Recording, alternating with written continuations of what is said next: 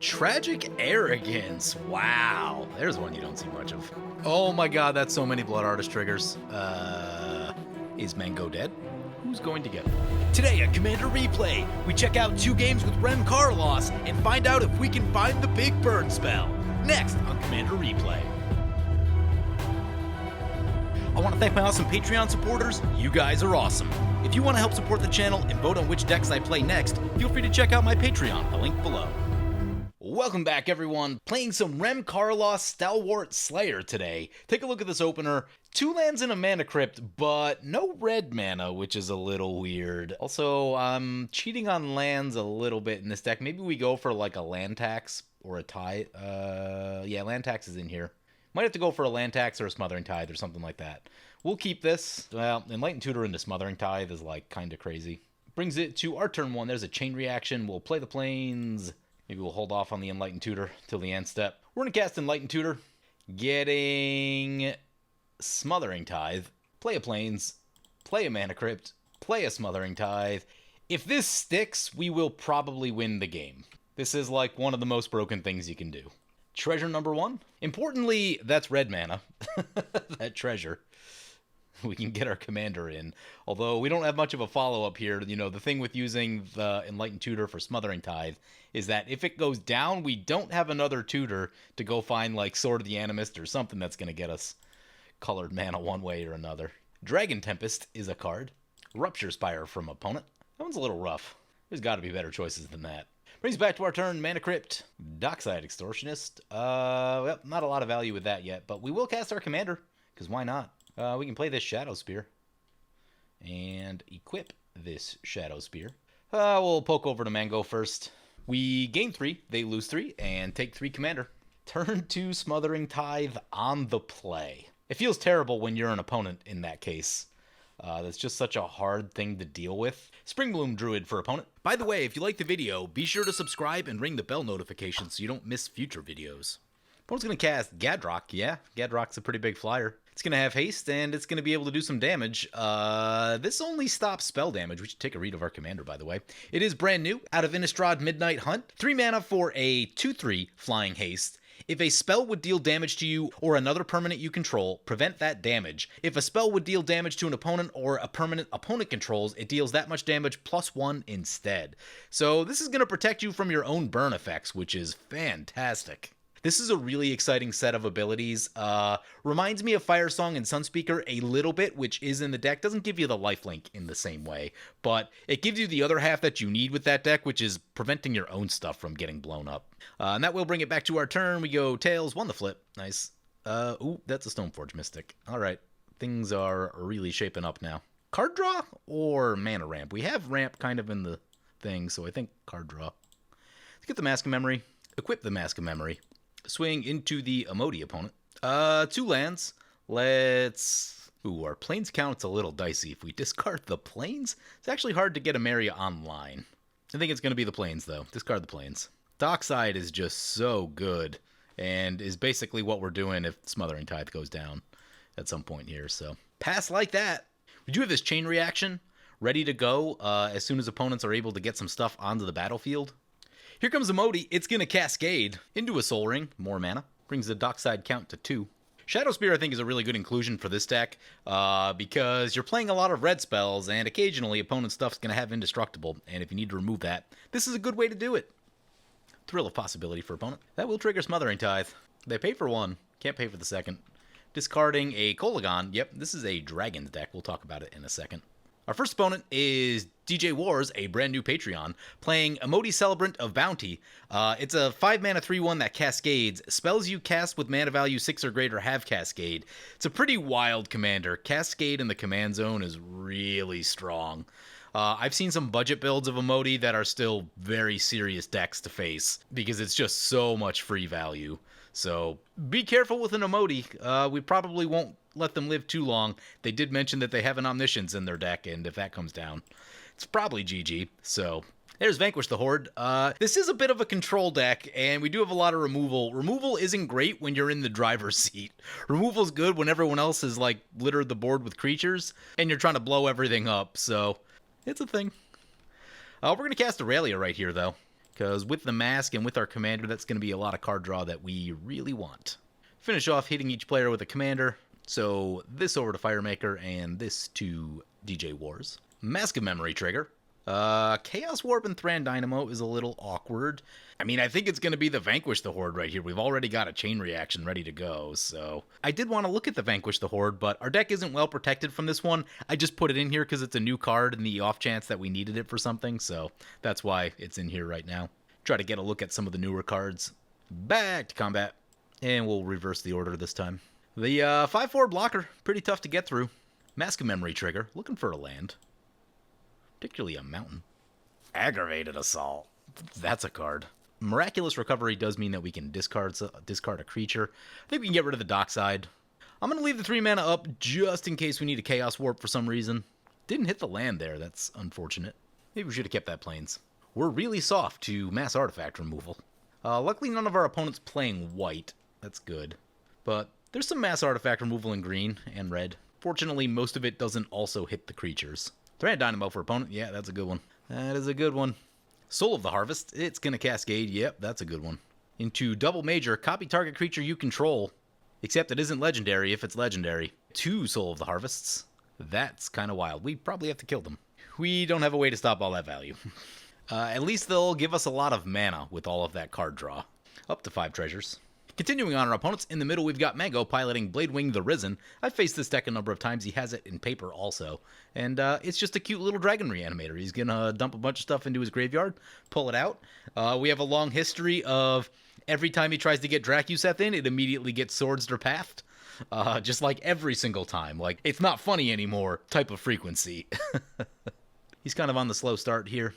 I guess we have to be careful blowing the board up just because, like... Oh no, as long as we blow up the Gadrock, then they won't get a million treasures out of it. Back to our turn. Heads, Mana Crypt, Neheb. Oh, we have the combo, don't we? We do have a combo. Let's get Neheb. Ooh, opponent's gonna Arcane Denial the Neheb. We can Miraculous Recovery it, though, which I think we're going to. Let's go to combat. Firemaker gets hit for countering our thing. And before damage, we're gonna Miraculous Recovery this Neheb back to play. This is why Miraculous Recovery is so good. Mask of Memory. There's a land. What don't we need? The Signet's kind of good, too. Actually, don't think we need the Chain Reaction. Let's get rid of the Chaos Warp. We'll hold the Chain Reaction, since combos and stuff. Back to combat. Swing into our Simic opponent. Mask of Memory trigger again. Chandra's Ignition is a easy way to finish this game out. 13 red mana. So let's get Thran Dynamo. Signet, land, Aggravated Assault. So opponent's goofing it up right there. We're going to go to game 2. We'll be back with some more Rem Karolus and hopefully get a non-smothering tide look at our commander. What did that take? 20 minutes?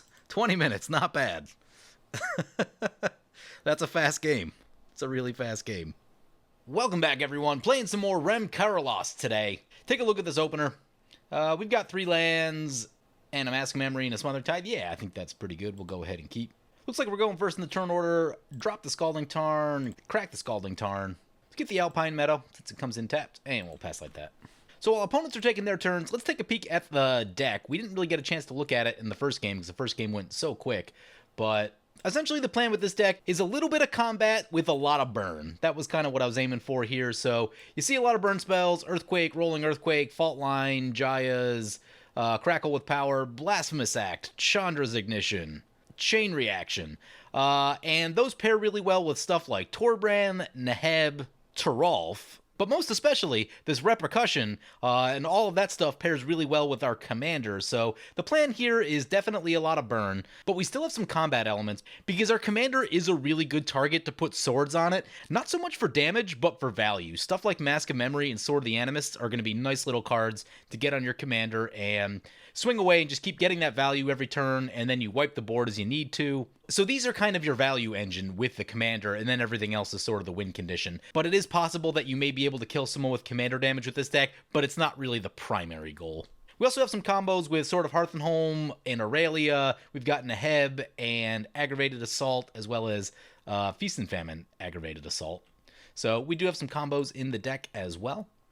But with that, that'll bring it back to our turn. Yeah, opponent went Mana Crypt into Fertile Ground. That's kind of wild.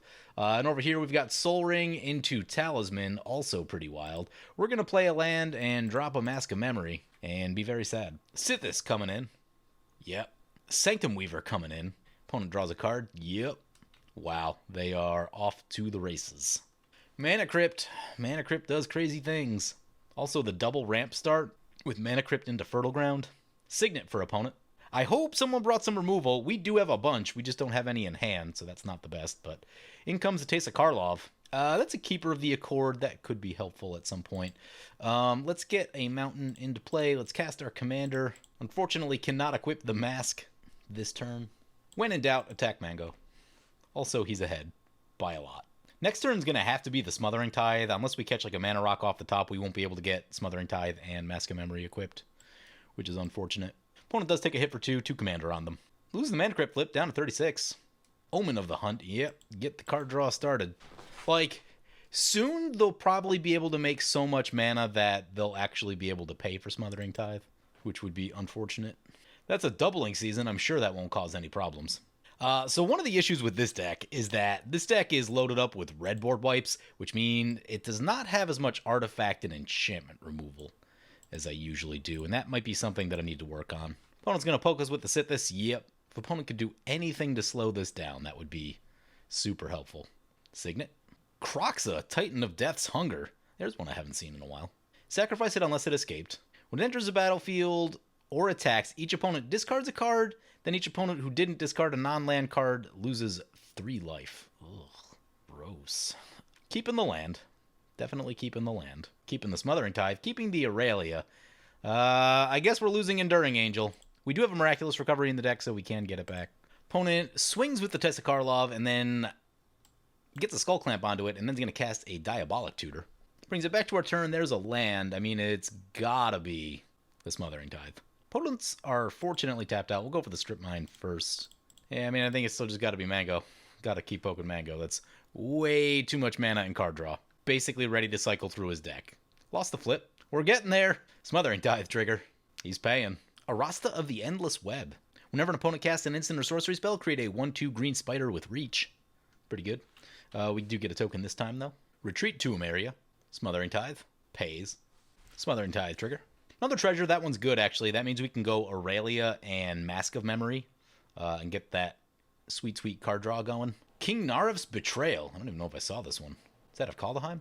Each player mills 4 cards, and you may exile a creature or planeswalker card from each graveyard. Until end of turn, you may cast spells exiled with it and spend mana as though it were any color. Well, they hit our graveyard removal. That's not ideal. I'm running graveyard removal, and we got it milled. Of course. We also hit pretty badly. Like, we could have at least hit a spell for Backdraft Hellkite. Would have been nice. Opponent's got our Enduring Angel. Won't be getting a look at that. They've got a Blood Artist under there, which is pretty bad. Also a Destiny Spinner.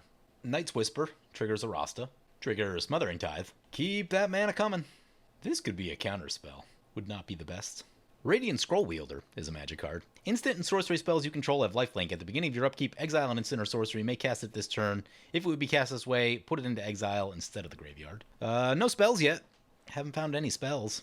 Do have some good creatures, though. So let's get Aurelia in. See if this eats a counter spell. It might. It resolves. Mask on to Rem. I'm holding the land in case we need something to discard.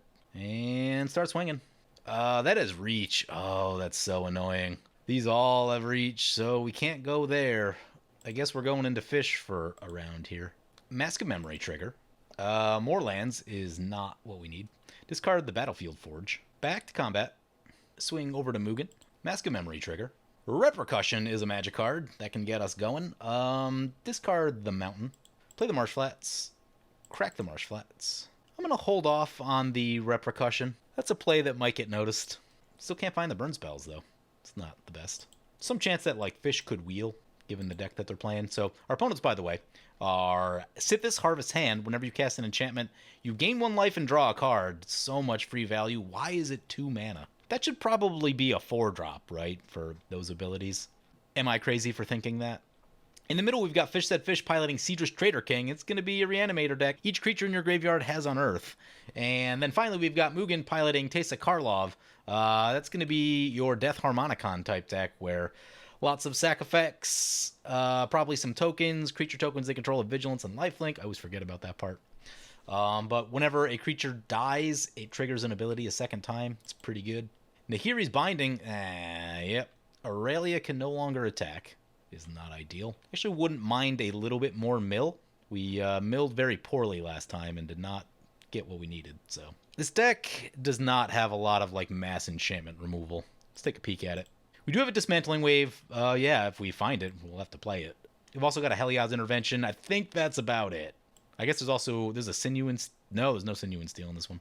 No Sinew and Steel. So yeah, we only have 2 pieces of Artifact Enchantment removal. That's a little low, honestly. There might be, like... I think there's a single Chaos Warp, but against an Enchantress deck, a single Chaos Warp isn't going to do that much. Dictate of Karamitra. Oh, dear God. Hey, everyone's got doubled mana. They're casting it now, which is surprising, because they could flash that in at the end step. Unless they have something they want to do with it, but they've only got 1 land left, so that's a little surprising. But triggers all the stuff. Bunch of 2/2s, yep. I mean, if we find a burn spell, Repercussion means he'll probably just die. Utopia Sprawl? Yep, Mango's got a giant board over there.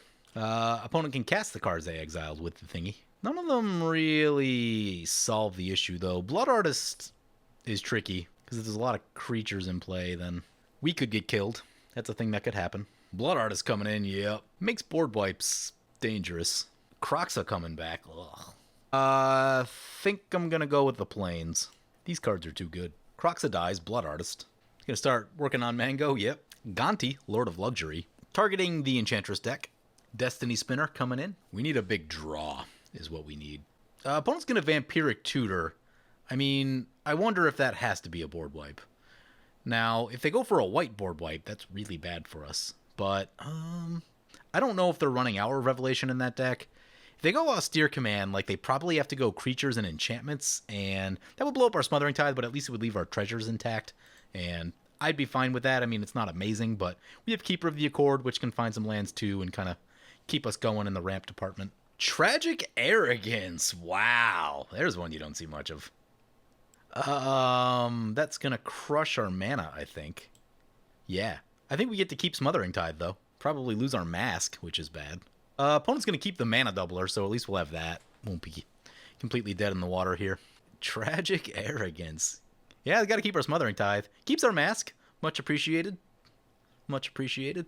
Keeps a Signet for fish. We'll get rid of our Aurelia. There's a Miraculous Recovery in here somewhere. If we can get to it, then life will be good. Oh my god, that's so many Blood Artist triggers. Is Mango dead? Who's going to get them? I just counted that appears to be 20 triggers. So Mango would survive at a low life total. And that is the problem with Blood Artists. Looks like we're taking a few of these Blood Artists. Might be spreading them around. Taking a lot of these Blood Artists. And switching over to opponent. Yeah, so Fish gonna spread the Blood Artist triggers around. Auto the Blood Artist triggers and watch everyone's life total get melted. New life totals, we're at 26, Mango's at 20, Fish is at 56, that's a lot of life gain, and Mugen is at 20. Fish is probably our new target, honestly. Mango said he's been dealt with completely, and I can see that by... He's got 0 cards in hand, and not a whole lot in play. He's got a Mana Doubler, which is cool, but... There's a Dictate of the Twin Gods, that's a fun card. We'll go to combat first, get our value, swing into Fish. Hard to believe it's only turn 6 of this game that green deck came out of the gate so fast. Yeah, the game is kind of turning into that these days. If you don't intentionally power down, stuff like that will happen. Ameria and a Chaos Warp. I mean, I definitely want the Ameria. What don't we need? It makes me sad, but I'm going to discard the Backdraft. Yeah, I'm going to discard the Backdraft Hellkite. Play the Ameria. Play Keeper of the Accord. I might Chaos Warp the Dictate. The Dictate can let our other opponents get kind of wild, which I don't love. We got that in... We have 6 mana left. Yeah, we can go Repercussion and Chaos Warp. Seems like a play. Repercussion and Chaos Warp the Dictate. Little too crazy. Opponent revealed a land. They get themselves a land. We get a treasure. Now, Fish has more life than us. We're in the driver's seat a little bit, at least in terms of mana production. Ooh, opponents get exile the Repercussion. That is disappointing. Sythis coming back. Yep. End step, we're going to use the Keeper of the Accord. We're going to get a land. Up to 4 planes. We do have Ameria, so we can pull those creatures out later if we need to. Aurelia's in there. It's always a great one to get. Opponent still has our Enduring Angel. If they cast it, there's some chance we could run into a Homeward Path at some point. That'd be nice. Oh, nope. The thing gets sacrificed. I think it's gone now. Yep, it's in exile. That sucks. Oh, no, they can still cast it if they want. Let's see if they do it. They're going to go for a Mirari's Wake. No big deal. We'll probably want to shoot that. Oh, that's from Mango's deck. That's what they took with the Gonti. Yep. Kroxa plus mana's kind of an issue, so, like, yeah, we'll probably want to get rid of that. So I'm thinking the play will be, like, Radiant Scroll Wielder, and then on our following turn, get the Chaos Warp back. Mango says he wanted that. Yep. Field of Souls. Whenever a non-token creature is put into your graveyard from the battlefield, create a 1/1 white spirit creature token with flying. Tithe. Not the card we were looking for. Oh, play a Tithe. Does Mango still have more than us? Let's get a Misveil Plains. Nope. We are tied. Oh, the doubling's gone. We can still get both of our cards in. I don't know that we need to dictate yet. I don't think the damage off any of these are going to be particularly relevant. The double damage, that is. Fish has the most going on at this moment, so we'll go over there. Maybe we will dictate. No, we'll hold off on the dictate because I don't want to burn all of our treasures yet. Oh, actually, no, we still have Smothering Tithe. We'll hold off just in case we draw something cool. Mask of Memory, Search for Glory, and Wheel of Misfortune are magic cards. What do we discard? Oh, that's tricky. We kind of have card draw and our opponents don't. So I'm thinking the Wheel of Misfortune. I really don't want to fuel our opponents back up, so I think the Wheel. Oh, you know what we could do? We could dictate and then Wheel, and people will probably forget that the damage is doubled. I did that last night while I was trying to test the Worldfire deck, and it was a problem. But I think that's sound logic right there. We have card draw, our opponents don't right now, so discard the Wheel of Misfortune, play the Misveil Plains, play Radiant Scroll Wielder. We're on 5 planes now. Getting there. We are getting there. We can flash in and dictate at the end step if we want to. If not, we'll look to, like, Search for Glory, maybe. We could get Gisela. Ooh, yeah, we could, like, end step dictate and then Gisela. And that would be pretty cool. One thing I noticed is if you're running Search for Glory, it can make sense to also run Showdown of the Scalds if you're really needing that card draw. You can search sagas with Search for Glory. Now, a lot of times you'll probably want your big finisher, but in certain situations, you just need more cards. I had it come up when I was playing the other week in paper, and I found that a helpful thing to be able to do. I'm like, I just need the card draw. Now, I will say that Showdown of the Scalds it's not perfect card draw. Like, it's not a wheel, so, it just depends on how badly you need it relative to, like, what's left in your deck and how you're set up on board and all that kind of stuff.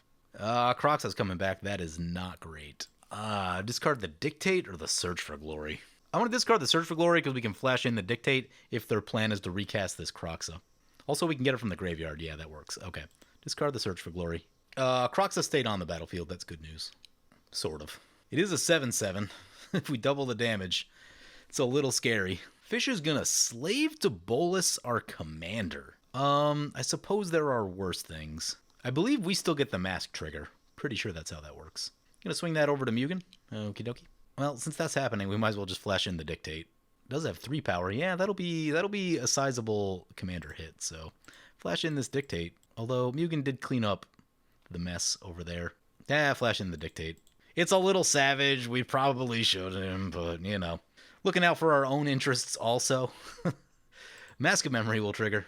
We draw. The Wanderer and a land. Ooh, that'll put us on 6 planes. The Wanderer is really good, though. The Wanderer can exile Kroxa, which is a thing that I like, so discard the land. Slave to Bolas and Keeper of the Accord, all trigger. We get a token. Our commander gets sacrificed, we'll send it back to the command zone. Blood Artist will trigger. Opponent's down to 14, 8 commander. Blood Artist trigger at us, yep. Just a land from opponent, they are hurting. Comes back to our upturn, Radiant Scroll Wielder. Is this random? It is random. We got the Chaos Warp, though, got the one we wanted, so let's get rid of this Mirari's Wake. Sunhome is a card that could help, actually. Let's get the Wanderer in. Wanderer is really underrated, I think. Exile this Kroxa. Play... Would we ever discard a Sunhome? Mask on the Keeper. Send this into Fish. See if they want to block with that Blood Artist. I feel like they won't. It's pretty valuable. Yeah, no blocks. Mask of Memory trigger. Boros Charm and Dismantling Wave. Oh my. I don't think there's any more removal coming, so I'm going to discard the Boros Charm. Play the Sunhome. Because I like what Sunhome can do with the Mask of Memory. That can refill us to a point which we can win. I was playing someone's Angel deck recently. We just about had everything locked up with an Avacyn in play, and then they dropped the Wanderer on us, exiled the Avacyn, and then picked our board apart. The Wanderer is a very good and underrated Planeswalker. I think it's very good for this deck. I saw the price on them. They're pretty cheap. They're like 50 cents. I'm going to pick up a bunch for myself, I think, because if they continue to push red cards the way that they've pushed red cards, I think people will kind of come around to the Wanderer. I don't know that it'll ever be crazy expensive, but like I'd rather have them now while they're cheap. Paying 50 cents is better than paying like $2 or something like that if, the stock kind of dries up a little bit. Oh, that's a Sedris coming in. Yep. You know what, though? We can just exile the Sedris with the Wanderer. That's why it's so good. Get 2 exiles with this thing. Teysa Karlov over to the Sedris. Yeah, I think they're just trying to get their commander dead so they can draw a bunch of cards. Makes sense. The question is, what if we hit Wheel of Misfortune? Do we cast it? That's a tricky one. They block. Blood triggers twice, Skull Clamp triggers twice, and Field of Souls triggers twice. Sedris goes down. Wonder if they forgot about the Dictate, or... I assume they forgot about the Dictate. Yeah, more Blood Artist triggers. Not amazing. Down to 23. We need to get Fish out of here. I think I'm kind of hoping on Search for Glory. Get Gisela. Kind of speed up our clock here. We'll have double damage. It's a lot of damage. I guess even Sunhome with our commander and the Dictate, that's still decent. Opponent's giving us all the mana. So, I mean, I guess, you know what? If we do hit the wheel, we have Smothering Tithe, so... But if we don't draw the way we want to, that could be an issue. Refilling our opponent's hands. Update treasures. Pretty good. They may not be done yet. They may Skull Clamp more, depending on what they have. I really wanted to get Charmbreaker Devils into this deck. I think it could be good in a certain build, even though Charmbreaker Devils generally isn't the best. It's a little slow for a 6-drop, but, if you're playing this removal game with a lot of spells, getting a big spell back late can be really good. Mentor of the Meek in for opponent. It's one of those cards that I've never really used, like it's never really been good enough for most of the decks that I've played, and this could be the one. This could be the deck for it, so... at some point, if I made like a more fun version of this deck, take out some of the combos, I'd probably drop a Charmbreaker Devils in there. Skull Clamp on the Mentor, yep. Brings it back to our turn. Radiant Scroll Wielder, what do we hit? We hit the Tithe. Not helpful. Cast the Tithe. We do draw a Torbrand, though. That's something. Get a Sacred Foundry. Cast our commander. Put the Mask on our commander. Cast this Torbrand. Cash in a lot of treasures here. And let's go to combat. Swing into Fish. Give it Double Strike. This should be some damage. Also some card draw. I had this exact problem come up when I played, they're gonna shoot the Dictate of the Twin Gods. Double damage going down. Bummer. I had this exact problem come up when I played Firesong and Sunspeaker on the EDH Lounge, where we just couldn't draw the burn spell, and I had like 10 in that deck. It was really, really frustrating. Mask of Memory trigger. Firesong and Enlightened Tutor. Those are both good. We're going to be on 6 planes. I don't really want to discard the land. What are we getting rid of? Enlightened Tutor could probably get us to some kind of win. Yeah, Enlightened Tutor can get us to Enlightened Tutor gets... So it's not Enlightened Tutor. It's probably this Firesong and Sunspeaker. Mask of Memory trigger again. There's the Miraculous Recovery and a Skyclave Relic. I think we'll be fine without the Skyclave Relic. Play the Sacred Foundry untapped. And we'll pass like that. Nothing to exile. Yeah, pass like that. We have Miraculous Recovery, so next turn we could get, like, Aurelia. In the dream scenario, we hit Search for Glory, get Gisela, and then Miraculous Recovery for Aurelia. And that would be pretty good. Can also Enlighten Tutor for something. Oh, we could... you know what we could do? We could get the Hearth and Home Aurelia combo. Is what we could do. Opponent cast an enchantment. They draw a card. Smothering Tithe. Opponent's going to Careful Study. Sure. That'll probably get us some treasures. Up to 6 treasures. Yeah, we should be able to end this. Opponent's going to reanimate an Atali. Atali is very good. As long as they don't have haste, we're good. Hostage Taker. Let's see what they're going for. Going for the Torbrand. That's a fine choice. Doesn't bother us too much, though, since we've got our combo set up. I've been trying to include Miraculous Recovery in more decks beside just the Reanimator, and it's so good when you can, but it takes that discipline of, like, probably cutting a really fun creature to do it for the sake of getting back your best creature. In our case, this Aurelia, quite often it's probably a Sun Titan or an Elesh Norn if you're in white. Yeah, just getting your best creature back late, especially at instant speed, really, really good. Just need to hope for not a catastrophe right here, and we are good to go. See what opponent wants to do. No attacks. They cast the Spirit. You know what? They have flyers over there. It's actually kind of annoying. Oh, if we put Hearth and Home on here, we're fine. More Smothering Tithe action. Here's what's weird, too. We have 58 cards left in our library. It's not like we haven't drawn cards. We've drawn a lot of cards. And Still haven't found the burn spell. You know, there was a point in the game where the repercussion was down that would have been a really quick ending to the game, but yeah, have not found it. Blood Artist gonna get us. Opponent sacks the thing. Yep. Skull Clamp. We're up to 10 treasures. Yeah, this is sort of the problem with these colors. So the thing we can get a sword or an equipment to finish the game. We don't have a great way to tutor for Crackle with Power or something like that. It's just not in our skill set to be able to do that very well. But at the end step, we will Enlighten Tutor. Hearth and Home will also get us the 7th planes that we need. So that's like a bit of redundancy, which should be nice. Get this Hearth and Home. We get Miraculous Recovery now, but we're getting Aurelia. It's got haste, so it's not really a big deal. Radiant Scroll Wielder. Let's see what we get. It's the Wheel of Misfortune this time. I don't think we're going to be casting that one. Let's cast this Hearth and Home. Equip the Hearth and Home. Miraculous Recovery on Aurelia. The Miraculous Recovery does have lifelink. And now we're off to the races. Let's go to combat. Let's start with Fish. Actually, we could send this over to Mugen. Aurelia Trigger. I have not actually executed this combo on the channel on video yet, so this should be exciting if opponents don't have anything. Mango taps something like he's got something. Opponent's gonna block. Yep. We'll Sunhome our commander. Oh, Mango's got something. Mango's got its Fairy's Protection. The Mango doesn't have to die this turn. We hit. We blink Aurelia. We get a Mask of Memory trigger. Unfortunately, Aurelia will lose her +1/+1 counter from the Miraculous Recovery. And we'll get that planes we need. Picked up a Feast and Famine along the way. We hit again. Fish goes down. Another Hearth and Home trigger. Ooh, we get our Torbrand back. How about that? Blink Aurelia again. That one seems safe. Jaya's Immolating Inferno Past in Flames. Discard the Past in Flames. It does have flashback. We'll get him out in this time since we have 7 planes. Go to combat. Everything at Mugen. Aurelia trigger. Mango says, let's see if I can pull something out of this. Yeah, I mean, their commander draws. If they're gonna find something, it's gonna be with a commander that draws. So unless they just catch a land off the top, they're probably gonna have more than one chance to find something. Any enchantment gets them to another card, so blink the Aurelia. There's a Kokoro. We can discard that. Get a planes. Down opponent goes 2 more triggers. Yeah, this combo is really good. Really, really good. Discard that planes. Get another land. We can stop right here. His life won't change. Just pass like that. See if you find something. I feel... Whoa, we caught it to Fairy's Protection. Yep, there's the Overgrowth. Gonna draw a card. So even if they wipe our board, we have so much land at this point, and Ameria's still in play. As long as Ameria stays in play, we should be able to finish it very easily. So I'm not too worried about anything that could happen. I think they picked up a land off that. They're at 0 cards now.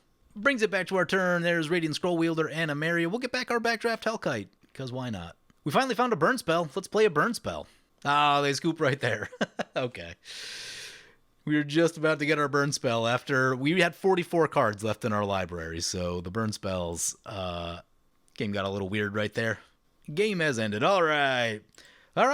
We took it down with Rem Karolus. Kind of an interesting game. Little grindier. The first 2 games I played with Rem were both like fast. Everyone just comboed off. We had the Smothering Tithe in the first one and just went wild. Then in the second game, which you guys may not see, opponent got like a turn 5 Omniscience, and that was a thing. Ended the game. So this one we actually got to see the commander a little bit. We unfortunately could not find the burn spell. I somehow have bad luck finding the burn spell when I play a Boros burn deck. I don't know why that is. But we did see the amount of value you can generate with Rem just by hitting with Mask of Memory every turn. If we picked up a Tome of Legends in there, we would have been drawing more.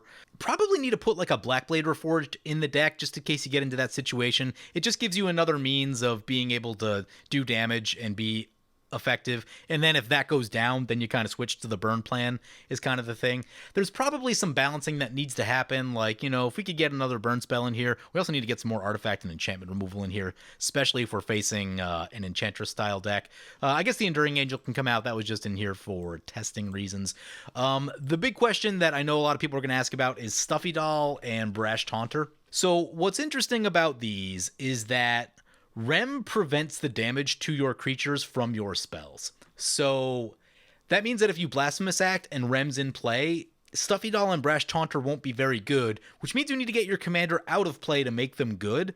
And I just don't like the way that feels or that sounds, so I opted not to go Stuffy Doll or Brash Taunter, but you totally could if you wanted to. Note that Guilty Conscience is not a spell. Note that Guilty Conscience is not a spell, so you can still go infinite with that if you want to. I just felt like they weren't going to be good enough because we really want our commander in play, and if it's not in play, that means things have gone wrong. So it just seemed like it wasn't going to be the best, even though you would normally run that in a deck like this. So we have one open deck slot here. We have a couple choices. I don't know, maybe this needs to be like a Sunforger deck. Let's bring a Sunforger in. Sunforger gets us to our removal a little bit more. The Sunforger package is a little weak, though, I will say. So that's definitely something you could work on. Overall, I feel like the deck is decent right now, but I feel like the balance of stuff could be worked on. I've kind of got it set up for some of the combat combos. If you want to go full burn, getting rid of Aggravated Assault, Hearth and Home, and Aurelia, that'll give you more burn slots if you really want to be in fully on the burn plan. But I really like what those cards do in the game. Also, I just enjoy playing them. So, of course, my version of Rem is going to have those in it. But anyway, yeah, we'll wrap it up there. Hope you guys enjoyed the video. As always, feel free to comment, like, or subscribe. Thank you for watching. Help support me and save 15% on singles by using the promo code REPLAY at mothershipaTX.com. Commander Replay t-shirts, available in orange and colors beside orange.